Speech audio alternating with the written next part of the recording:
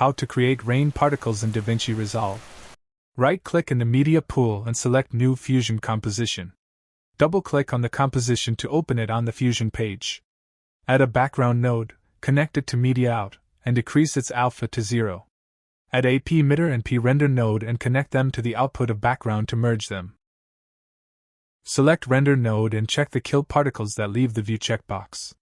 Select Emitter node and from Region tab, change Region to Rectangle and increase width and height to fill the view and be a little bigger. From Style tab, change Style to bitmap. Select the Emitter node and click on Polygon Mask to add it.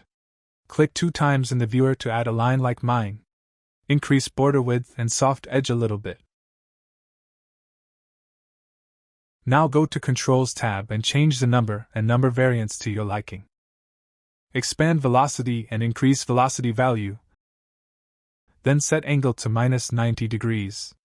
Play around with values until you're happy with the result, and go back to the edit page. And drag the composition into timeline.